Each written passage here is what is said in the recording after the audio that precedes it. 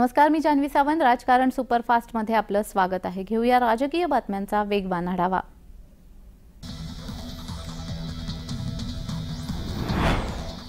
Hit and run कायद्याविरोधात transport युनियनच्या वतीने संप पुकारण्यात आला आहे. आज या संपाचा दुसरा दिवस आहे. संपाचा शाळांच्या बसेसवर देखील परिणाम होण्यास सुरुवात झालेली आहे. स्कूल बस बंद ठेवण्याचा स्कूल बस मालक संघटनांनी निर्णय घेतलेला आहे. यानंतर शालेय शिक्षण मंत्री दीपक केसरकर यांनी स्कूल बसच्या चालकांनी संपामध्ये सहभागी होऊ नये, अन्यथा कारवाईबाबत वेगळा विचार केला जाईल असा इशारा दिलाय.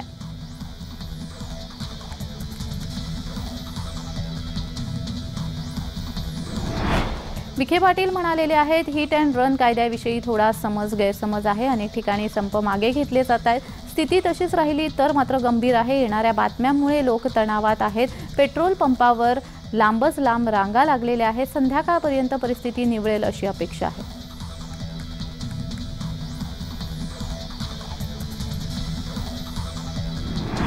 राज्यात फक्त पेट्रोल डिझेलवरच नाही तर जीवनावश्यक वस्तूंवर याचा परिणाम झालेला आहे. पाणी, दूध, भाजीपाला सगळ्याचाच पुरवठा बाधित झालेला आहे. पोलिसांना मारहाण झाली असून राज्य सरकारने केंद्राकडे याबाबत बोलणी करायला हवी. हिट अँड रनचा विषय गंभीर आहेच, पण राज्यातील जनतेला त्रास होऊ नये ही जबाबदारी राज्य सरकारची आहे असं वक्तव्य संजय राऊत यांनी केलंय.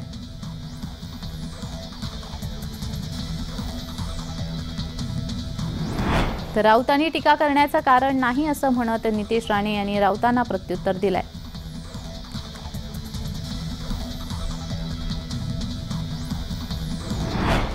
लोकसभा जागा वाटपाच्या तिढ्यावरून सुरू असलेल्या चर्चांना उत्तर देताना संजय राऊत म्हणालेत, उद्धव ठाकरे आणि शरद पवारांमध्ये उत्तम संवाद आहे. महाविकास आघाडीच्या तिन्ही पक्षांमध्ये चांगला समन्वय आहे. काँग्रेससोबत चर्चा सुरू असून तातडीनं जाण्याची गरज नाही. भविष्यात गरज पडली तर आम्ही दिल्लीतही चर्चा करू.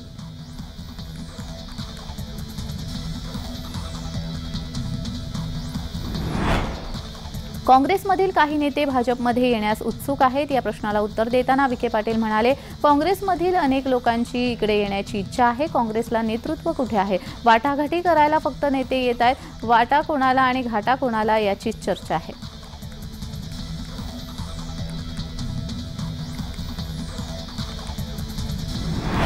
विखे पाटलांनी बरेच पक्ष बदललेले आहेत. त्यांच्यावर मी काय बोलणार? उद्या भाजपकडे सत्ता नसेल तेव्हा ते कुठे असतील हा त्यांनी विचार करावा असे म्हणत संजय राऊतांनी राधाकृष्ण विखे पाटलांवर निशाणा साधलाय.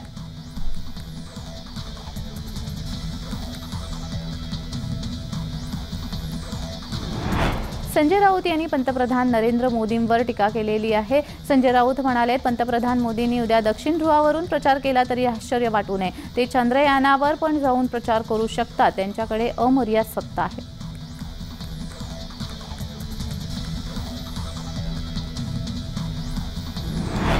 धनगर आरक्षणाबाबत न्यायालयामध्ये सुनावणी सुरू आहे. पुढील 15 दिवसात न्यायालयाचा निकाल लागेल अशी आशा आहे. 3 जानेवारीपासून सुनावणी मुंबई उच्च न्यायालयामध्ये सुरू होणार आहे. सरकारने आणि आपण सादर केलेले सर्व पुरावे धनगर समाजाच्या बाजूने असल्यामुळे आपल्याला आरक्षणाबाबत न्यायालयातून न्याय मिळेल असा विश्वास आमदार गोपीचंद पडळकर यांनी व्यक्त केला.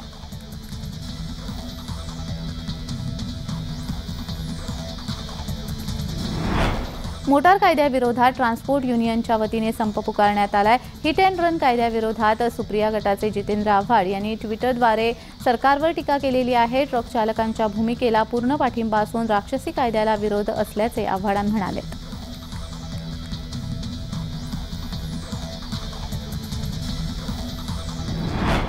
चाकणकर यांच्या टीकेला रोहिणी खडसे यांनी प्रत्युत्तर दिलेलं आहे. सुप्रिया सुळे आणि अमोल कोल्हे यांना अजित पवारांनीच निवडून आणले आहे असे काहींचे म्हणणे आहे. आपल्याला त्यांना एक सांगणं आहे, पहिलं तुम्हाला किमान नगरसेवक पदासाठी निवडून आणून दाखवावं, मग आम्ही बाकीच्या तुमच्या गोष्टी मान्य करू असं रोहिणी खडसे यांनी म्हटलंय.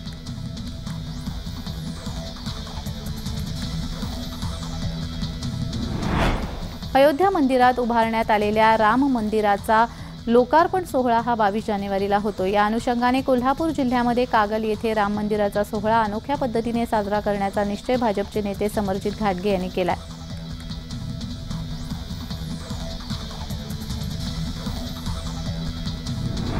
प्राणप्रतिष्ठा दिनी सुट्टी घोषित करावी अशी मागणी आमदार अतुल भातखळकर यांनी केलेली आहे. येत्या 22 जानेवारीला सुट्टी द्या असे पत्र आमदार भातखळकर यांनी मुख्यमंत्र्यांना लिहिलं आहे.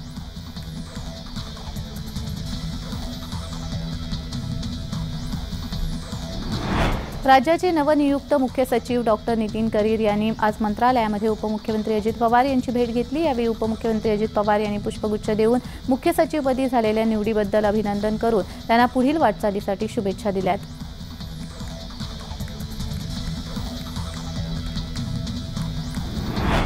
काका पुतण्या एकाच व्यासपीठावर येणार आहे। पिंपरीमध्ये भारतीय नाट्य संमेलन पार पडणार आहे। त्या कार्यक्रमामध्ये शरद पवार आणि अजित पवार हे एकाच कार्यक्रमामध्ये एका व्यासपीठावर येणार आहेत।